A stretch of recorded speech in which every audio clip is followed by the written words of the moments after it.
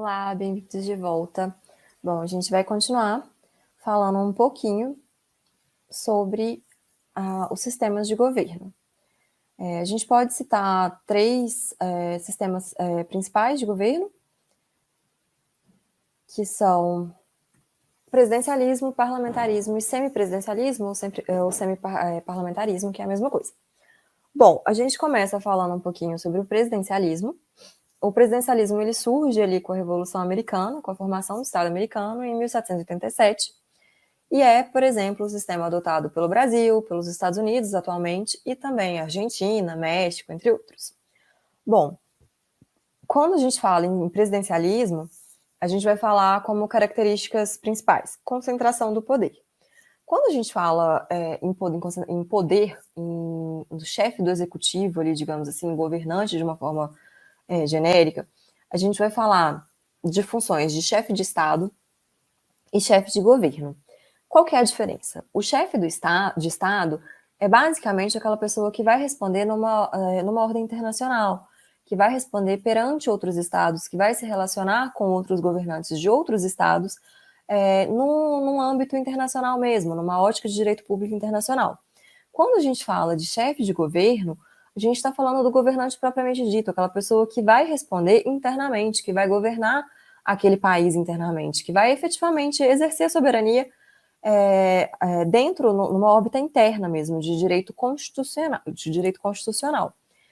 Quando a gente trata do presidencialismo, tanto essa figura do chefe de Estado quanto a do chefe de governo, elas vão se reunir numa pessoa só. A gente vai falar de um governante só, que vai ter tanto as funções de chefe de Estado quanto de chefe de governo. Basicamente, ele vai responder tanto internamente quanto internacionalmente no âmbito de direito público externo. Direito internacional, no caso. A gente vai falar ainda de um mandato temporário. O presidente da República ele tem um tempo fixo ali de mandato. No Brasil, por exemplo, a gente tem eleições de 4 em 4 anos, então aquele presidente da República ele vai exercer o poder dele ali, né, o governo dele, durante 4 anos. Se ele for reeleito durante mais 4 anos, se não, terminou aqueles 4 anos, terminou o governo dele. Isso é importante também, citar, porque no parlamentarismo a gente pode falar de um parlamento que vai ali afastar aquele primeiro-ministro, que vai, de certa forma, demitir aquele primeiro-ministro.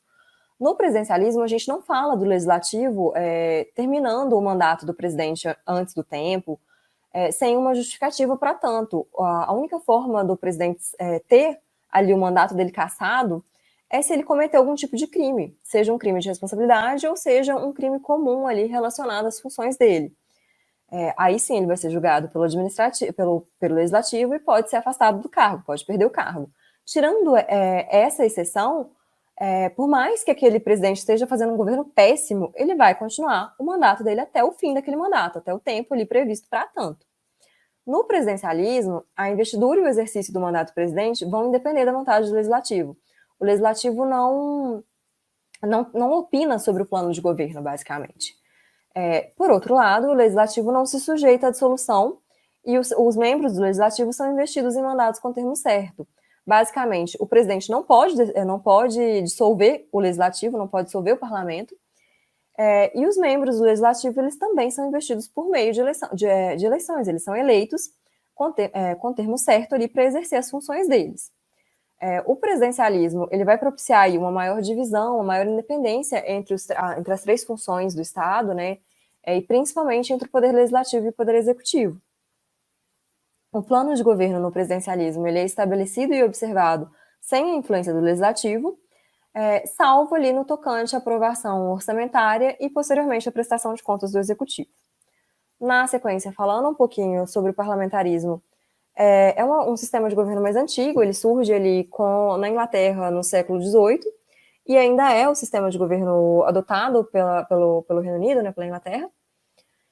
A gente tem como características a divisão de funções do executivo. Aqui sim a gente vai ter duas figuras exercendo ali o poder executivo. A gente vai ter o chefe de Estado, que vai ser exercido ali ou pelo monarca ou pelo presidente, e o chefe de governo, que vai ser de atribuição do primeiro-ministro, que vai ser efetivamente quem vai governar. No parlamentarismo, o chefe de Estado ele tem uma função ali mais simbólica, mais formal, mais protocolar.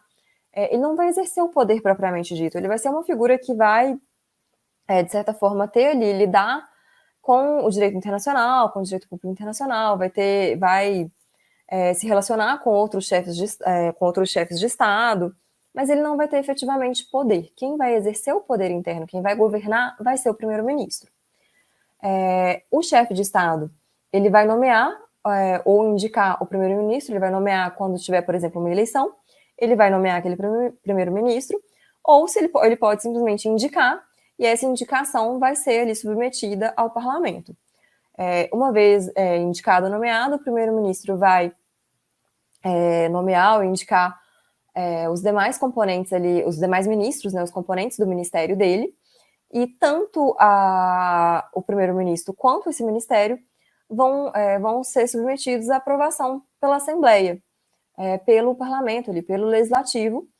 Essa aprovação vai se dar em conjunto e também, juntamente com isso, vai ser deliberado o plano de governo. A Assembleia vai ratificar tanto o plano de governo quanto o primeiro-ministro e o ministério propriamente dito. Então, o legislativo ele tem uma função ativa ali, ele tem uma função, de certa forma, um controle maior sobre o executivo. O governo ele deve confiança ao parlamento. Se é quebrada essa confiança, por exemplo, é formalizada uma moção de desconfiança, o governo pode ser dissolvido, uma vez que ele não possui investidura própria. Esse chefe de Estado ele vai dissolver o parlamento, vai convocar novas eleições, a fim de se apurar ali o grau de confiança dos parlamentares perante o povo. O nome parlamentarismo ele se dá ali devido à forma de escolha do primeiro-ministro, que é escolhido pelo parlamento. Vale lembrar que a qualquer momento o parlamento pode destituir o primeiro-ministro. Aquele primeiro-ministro ele não tem um mandato fixo, por exemplo, ele não tem um mandato de 4 anos, por exemplo, como presidente. Enquanto ele tiver a confiança do parlamento, ele vai governar. A partir do momento que essa confiança for quebrada, o parlamento vai destituir ele e um novo primeiro-ministro vai ser indicado, vai ser nomeado. Por fim, a gente vai falar do semipresidencialismo ou do semiparlamentarismo. Vai ser basicamente um sistema híbrido, né, como o próprio nome diz, que vai conjugar tanto o parlamentarismo como o presidencialismo. A gente vai ter a mesma articulação política do parlamentarismo, a gente vai ter um chefe de Estado e um chefe de governo em figuras diferentes, né, confiados em pessoas diferentes.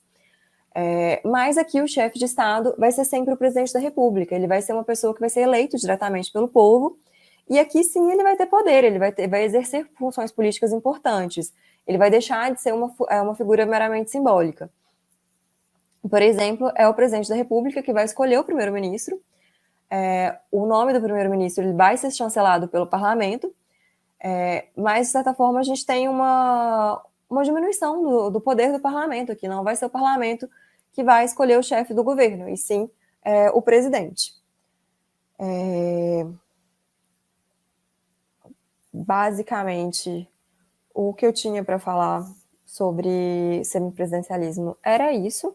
A gente passa, então, para as funções de Estado. O que são as funções do Estado? Vale lembrar um pouquinho do conceito de Estado que a gente viu no primeiro bloco. O Estado é uma instituição organizada, político-social, ela é organizada tanto juridicamente quanto politicamente, ou de uma personalidade jurídica de direito público, ele tem poder soberano e, através das suas instituições e de um governo, dentro de uma área territorial, ele vai gerir ali os interesses de um povo. Quando a gente fala das funções do Estado, a gente vai falar em 3 funções principais, que vão, digamos assim, controlar, ali, reger o Estado. As funções clássicas que a gente conhece é a função legislativa, a função judiciária e a função executiva. Basicamente, de acordo com o nome, a função legislativa tem ali como poder o poder legislativo, a função judiciária o poder judiciário e a função executiva o poder executivo. Nessa classificação clássica, a gente vai ter funções típicas e funções atípicas dentro de cada poder. O poder legislativo, por exemplo, ele tem como função típica legislar, criar normas, criar leis, mas ele tem como função atípica também, por exemplo, uma função judicial, ele vai julgar ali o presidente nos crimes de responsabilidade, por exemplo. Então, ele tem como função atípica uma função judicial. O Poder Judiciário tem como função típica julgar os conflitos que são colocados ali, que pedem ali uma resposta dele, pegar aquela norma abstrata criada pelo Legislativo e aplicar num caso concreto. Mas o Judiciário também tem, por exemplo, como função atípica, administrar. Ele tem uma função administrativa dentro da própria estrutura interna dele. Ele tem ali uma forma de administrar os servidores que são subordinados ao judiciário, os juízes, enfim, toda uma estrutura interna ali, orçamentária, por exemplo, que ele vai administrar. Então, ele tem como uma função atípica, por exemplo, a função administrativa. O Poder Executivo tem como função típica governar, a função de governo, basicamente. Uma função política, uma função administrativa como função típica. E como função atípica, a gente pode citar, por exemplo, uma função legislativa. O Executivo, ele edita, por exemplo, medidas provisórias, ele tem leis delegadas que ele vai poder editar também. Então, ele tem como função típica a administração, e como função atípica também uma função legislativa. Junto dessas funções clássicas, a Constituição de 88, ela vai trazer num título próprio as funções essenciais da justiça. O que é isso? São funções que, de certa forma, vão ajudar ali a controlar e harmonizar os três poderes principais. Essas funções não fazem parte daquela tripartição das funções do Estado. Não, elas não são consideradas propriamente funções do Estado, junto com aquela classificação clássica.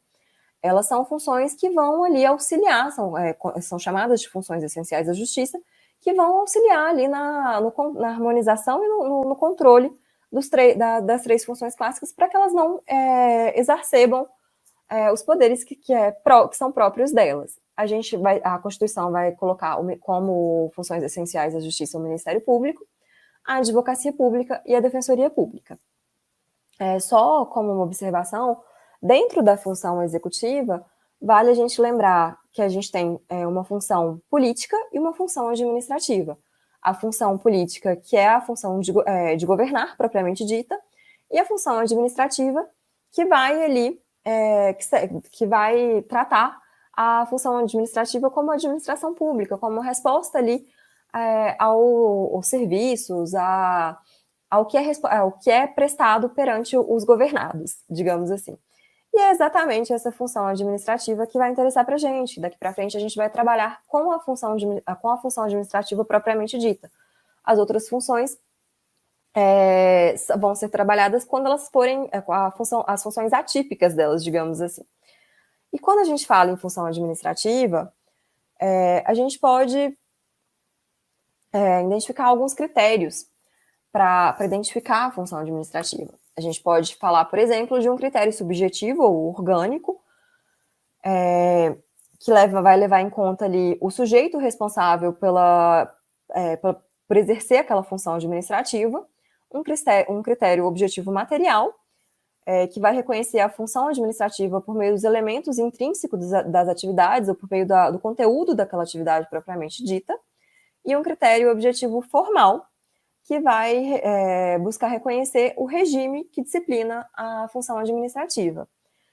Para a gente entender a função administrativa como um todo, a gente vai pegar esses três critérios e vai formar um critério único, uma atividade única, basicamente.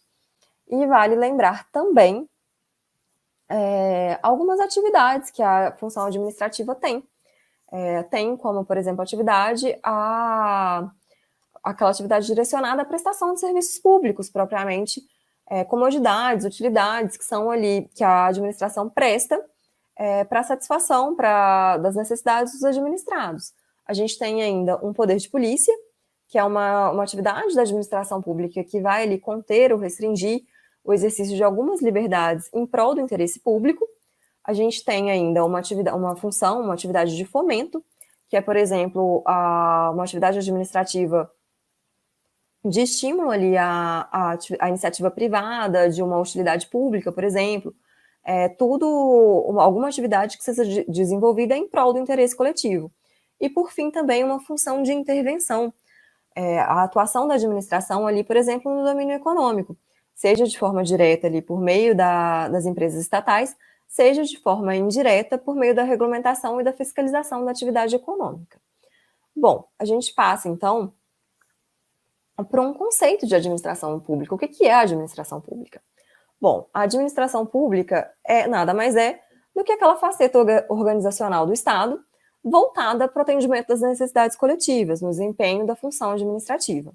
Quando a gente fala na administração pública no sentido objetivo, a gente está falando na própria atividade exercida pelo Estado, por meio dos órgãos e dos agentes que respondem a ele. A gente está falando da função administrativa, do que o Estado faz como administração pública, seja ele prestar um serviço público, seja ele exercer um poder de polícia, um fomento numa iniciativa privada para prestar um serviço público, ou ali até numa restrição, ali por meio de alguma limitação no poder econômico, alguma coisa. É a atividade própria da administração pública. Digamos assim, a ação, o verbo de ação da administração pública. Quando a gente fala em administração pública em sentido subjetivo, a gente está falando ali no conjunto de agentes, de órgãos, de pessoas jurídicas a quem vai incumbir executar as atividades administrativas. Basicamente, gente, quando a gente fala em sentido subjetivo da administração pública, a gente está pensando em pessoas. Em sentido objetivo, a gente está pensando em ação. E vale também a gente fazer uma distinção entre a administração dialógica e a administração monológica. Basicamente, quando a gente fala numa administração dialógica, a gente está falando numa administração pública que efetivamente dialoga com os administrados. Os administrados têm voz, têm participação naquela administração, seja ali por meio de uma consulta popular, por exemplo, alguma obra, algum projeto, alguma coisa assim, que dá ali voz àqueles administrados. Eles podem sugerir, eles podem ser consultados, eles podem efetivamente participar daquela administração. Em contrapartida, quando a gente fala em administração monológica, esses administrados eles não têm voz, eles vão observar o que a administração pública vai fazer, mas não vão conseguir efetivamente se manifestar, não vão conseguir efetivamente afetar, influenciar naquela administração. Bom, e a gente entra agora num conceito de direito administrativo. O que é o direito administrativo? O que é essa disciplina que a gente vai ver daqui para frente? O direito administrativo, ele é uma disciplina do ramo do direito público. Basicamente, quando a gente fala em ramos de direito, a gente tem ramos de direito público, quando a gente cita, por exemplo, o direito administrativo, o direito constitucional, o direito penal, e ramos de direito privado, quando a gente cita o direito civil, o direito empresarial, que vai lidar ali com setores privados da sociedade. O ramo de direito público são normas que vão reger a coletividade como um todo. São normas de ordem pública, que são normas imperativas. O direito administrativo faz parte exatamente do ramo do direito público. Vai envolver normas jurídicas disciplinadoras da administração pública em seus dois sentidos, enquanto atividade administrativa propriamente dita, aquele sentido objetivo, material ali da administração pública, e enquanto órgãos, entes e agentes que possuem a atribuição de executá-la, aquele sentido subjetivo da administração pública. Em outras palavras, o direito administrativo é aquele ramo do direito público que vai envolver normas jurídicas disciplinadoras do exercício da função administrativa. Basicamente, gente, o direito administrativo é o ramo do direito que vai analisar, que vai regulamentar a administração, a função administrativa do governo, a função administrativa do Estado. É por meio do direito administrativo que a gente vai observar as normas que vão reger ali aquela relação entre administrados e administradores, e administração pública. Quando a gente fala num conceito de direito administrativo, a gente tem aqui algumas correntes que vão ser muito importantes para a gente, inclusive. Essas correntes, elas caem muito em prova. E o examinador adora pegar o nome de uma corrente e colocar a descrição de outra para confundir. São pegadinhas clássicas aí das provas de direito administrativo. Então, vamos analisar cada um, e isso aqui é uma coisa que vale a pena ler, reler, ter isso bem claro, a distinção de cada um, para não cair nas pegadinhas. Então, vamos lá. Para um critério legalista, o direito administrativo vai ser aquele conjunto de legislação administrativa. Basicamente, critério legalista, legislação administrativa. São basicamente as leis que regem o direito administrativo. O conceito de direito administrativo, por meio de um critério do Poder Executivo, vai entender o direito administrativo como o complexo de leis que vão disciplinar somente o exercício do Poder Executivo. Então, critério do Poder Executivo, exercício do Poder Executivo. A gente tem ainda um critério das relações jurídicas. De acordo com essa corrente, o direito administrativo vai ser aquele direito que vai disciplinar as relações jurídicas travadas entre a administração pública e os particulares. Voltar aqui. Então, critério das relações jurídicas, relação jurídica travada entre a administração pública e particulares. Critério do serviço público. Para essa corrente, o direito administrativo é aquela disciplina jurídica que vai disciplinar os serviços públicos de uma maneira geral. Critério finalístico. Para o critério finalístico, o direito administrativo vai ser aquele conjunto de atividades voltadas a executar os fins do Estado. Então, critério finalístico, fins do Estado. Para o critério negativista, o direito administrativo, ele vai entender o direito administrativo a partir de um critério residual ou por exclusão. Então, basicamente, o direito administrativo vai cuidar daquilo que os outros ramos do direito não tratam. Então, se não é direito constitucional, se não é direito civil, se não é direito tributário, não é direito penal, então seria ali o que seria regido pelo direito administrativo. Então, critério negativista lembra sempre daquele critério residual ou por exclusão. E, por fim, o critério funcional. De acordo com o critério funcional, o direito administrativo é aquele ramo jurídico que vai estudar a disciplina normativa da função administrativa, independentemente de quem esteja encarregado de exercê-la, seja o Poder Executivo, seja o Poder Legislativo, ou seja o Poder Judiciário, ou mesmo os particulares mediante delegação estatal. Tem aqui a ressalva que a doutrina majoritária tem apontado como melhor critério para conceituar, para disciplinar o direito administrativo, o critério funcional. Então, tenham aí na cabeça essa tabelinha, saibam aí todos esses critérios e o que cada um fala. Para terminar, a gente vai falar um pouquinho sobre as fontes do direito administrativo. O que são fontes de direito, gente? Fontes de direito é basicamente a forma como aquele direito vai ser imposto, vai ser posto, o que traz aquele direito. A gente tem como fonte primária, aquelas fontes imediatas do direito administrativo, a lei. Então, basicamente, o direito administrativo está posto pela lei, ele é imposto pela lei, né, basicamente, e também por princípios. A gente vai ver nas próximas aulas, mas os princípios fazem parte da norma jurídica. A norma jurídica, ela é basicamente algo mais amplo, que é dividido entre regra e princípios. Nas próximas aulas a gente vai ver certinho cada um, mas os princípios também são fontes primárias de direito administrativo. Como fontes secundárias, essas fontes elas são secundárias porque elas estão subordinadas às fontes primárias, a gente vai ter a doutrina, que nada mais é do que aquele trabalho ali que os estudiosos do direito fazem, né, aqueles autores, aqueles livros, enfim, que vão estudar propriamente, pessoas que vão propriamente estudar o direito administrativo e escrever sobre isso, discutir sobre isso. A jurisprudência, que são as decisões judiciais, principalmente dos tribunais superiores. Os precedentes administrativos, que são aqueles entendimentos, aqueles atos administrativos que são realizados de forma repetitiva pela administração pública e que geram ali, basicamente, para casos iguais, são utilizados critérios iguais da administração pública perante os administrados e vai criando ali um precedente que tem que ser observado, e também os costumes sociais de uma forma geral.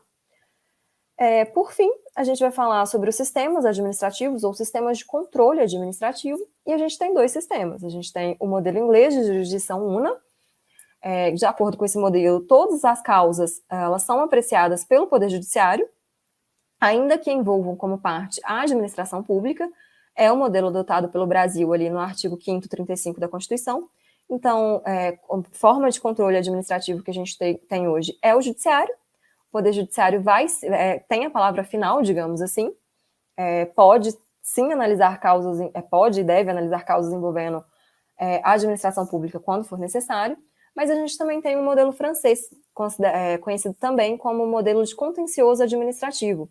De acordo com esse modelo, basicamente, ao Poder Judiciário vai caber a apreciação daquelas causas comuns, E a gente vai ter também tribunais administrativos a quem vai ter a competência, vai caber a análise das causas que envolvam os interesses da administração pública.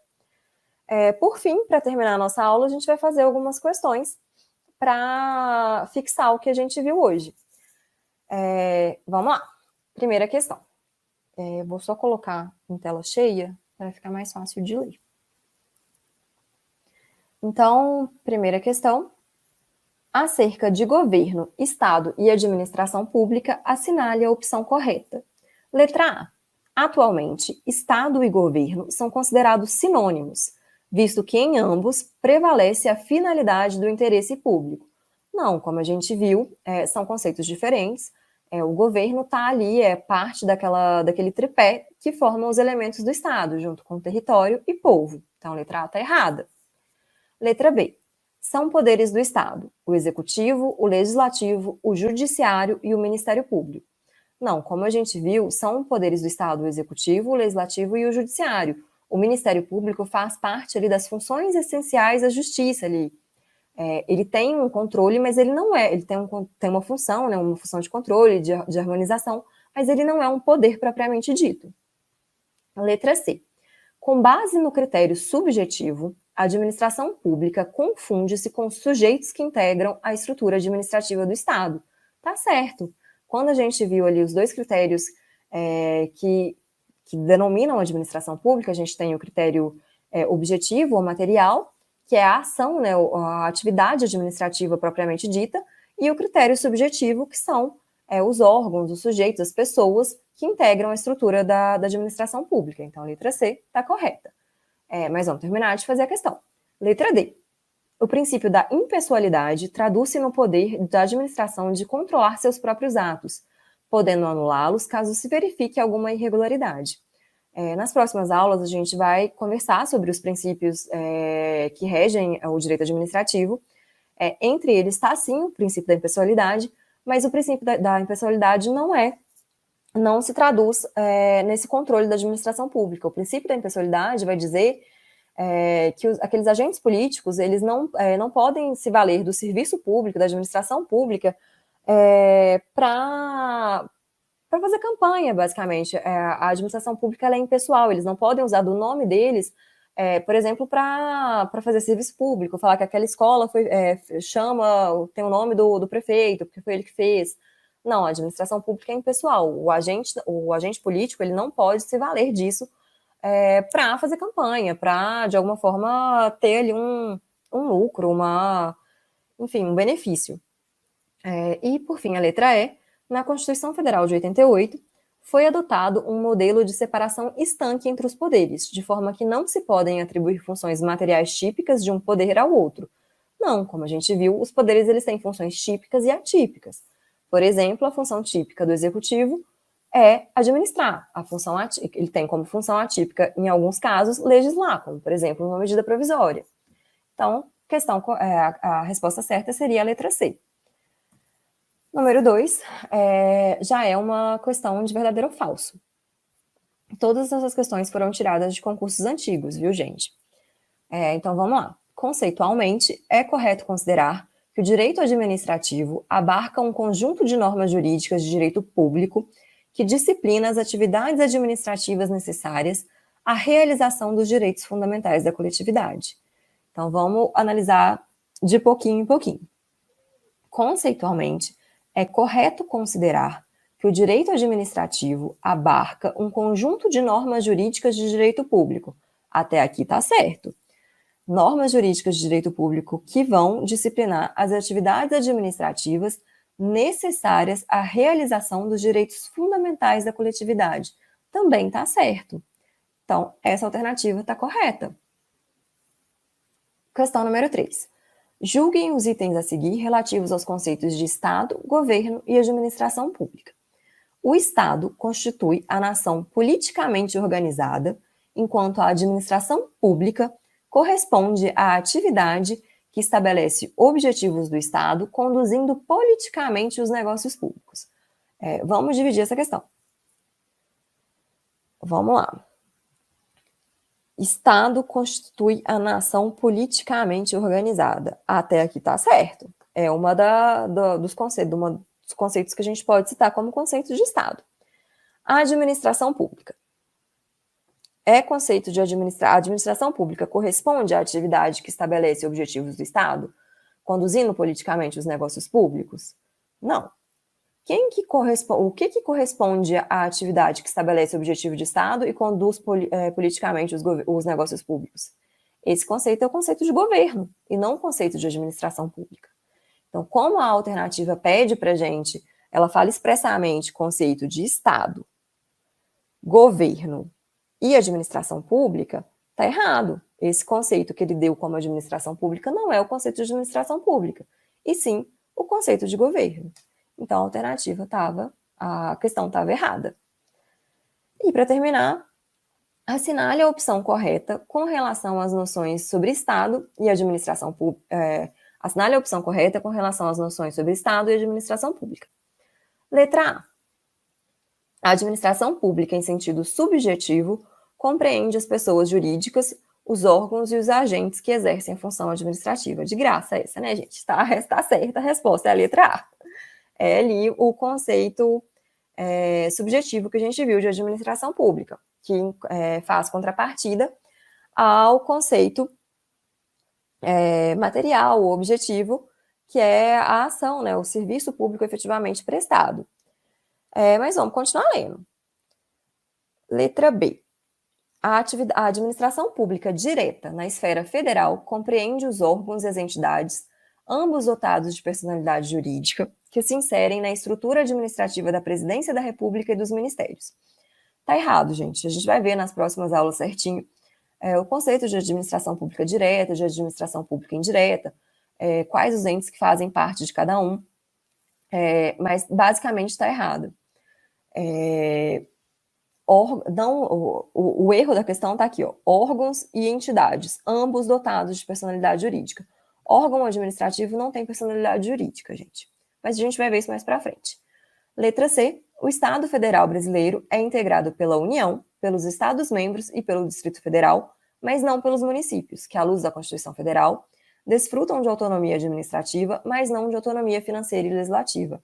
Está errado. O Estado Federal Brasileiro ele é integrado pela União, está correto, pelos Estados-membros, pelo Distrito Federal, mas também pelos municípios. Os municípios também fazem parte da Federação Brasileira.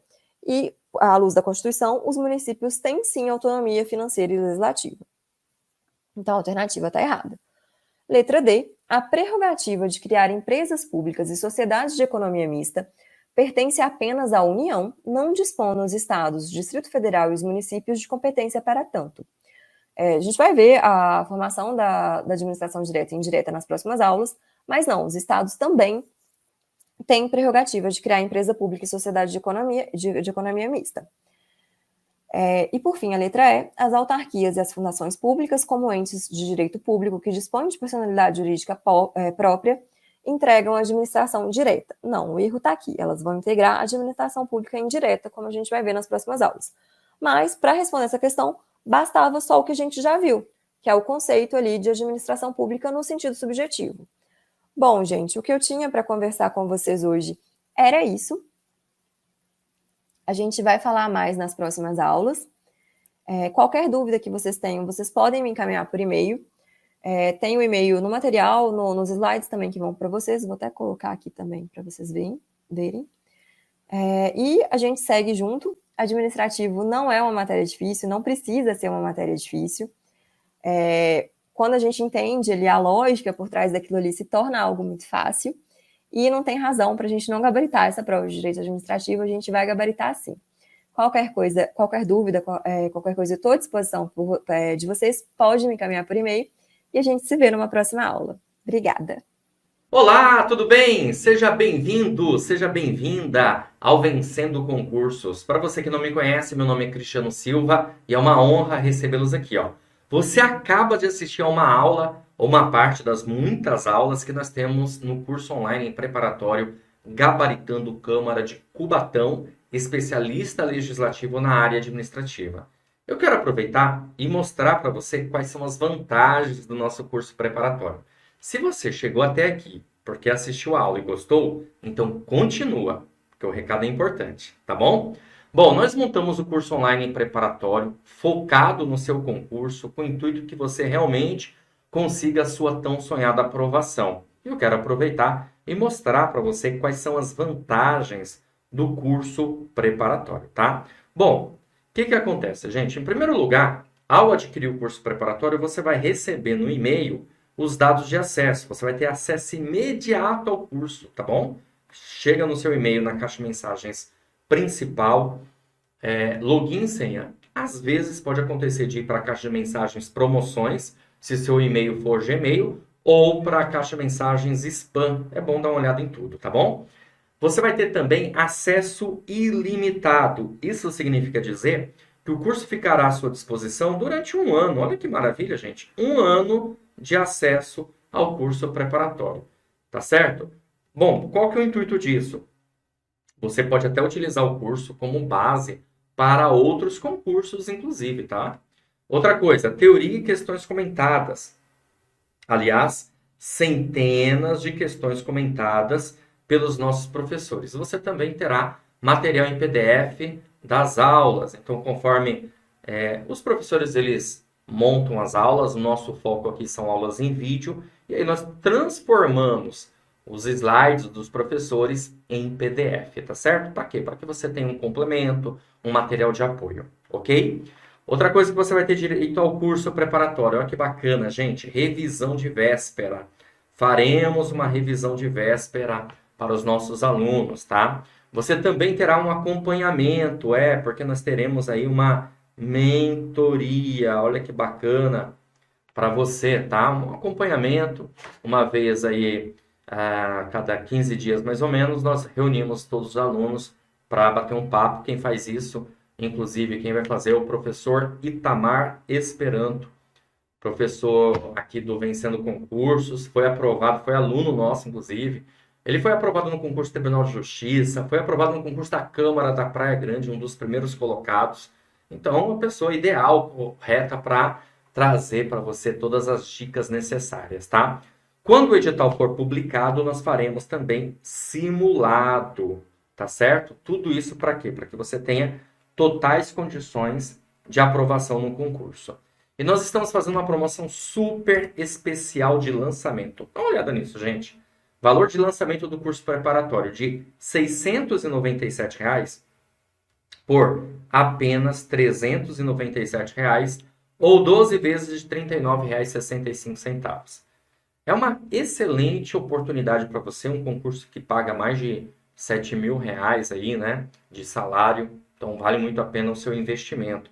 O investimento de você ter um curso online preparatório é você ter a condição de organização do conteúdo, do material, das aulas. Isso vai te ajudar bastante a, evidentemente, avançar, evoluir em cada tópico, em cada tema e assim, claro, conseguir a sua tão sonhada aprovação no concurso público da Câmara de Cubatão. Tá certo? Beleza? Como que você vai fazer para adquirir o curso preparatório? Abaixo do vídeo, na barra de descrição, vai ter um link. Você vai clicar nesse link e vai ser redirecionado à página do curso. Lá encontrará todas as informações necessárias, tudo bem? Inclusive mais aulas aí demonstrativas, caso você queira assistir. E aí é o seguinte, você vai fazer o quê? Tem um botãozinho lá amarelo, você vai clicar nesse botão, vai preencher seus dados, escolher a forma de pagamento, à vista ou parcelado, vai ficar a seu critério, ok? Vai fazer o pagamento e pronto, começa a estudar aqui com a gente. Se você tiver alguma dúvida, lá na página do curso tem um chat online. Olha só, sempre fica um consultor nosso à sua disposição para sanar todas as suas dúvidas, tá certo? Então é só você chamar por lá, tirar sua dúvida, alguém vai explicar para você algo que precise. Ou você pode também chamar aqui no nosso WhatsApp, nossa central de atendimento, 11 97465 6052. Beleza? Show de bola? Maravilha? Então é isso, gente. Eu vou ficando por aqui. Um grande abraço para vocês, tá bom? A gente se vê dentro da plataforma, hein? Eu tenho muitas aulas aí, ministro muitas matérias aí para vocês, para esse concurso, parte de gestão, administração, é tudo comigo, tá bom? Bora lá? Então, ó, clica no link, já faz a sua matrícula e inicia os seus estudos. Valeu, grande abraço e até mais.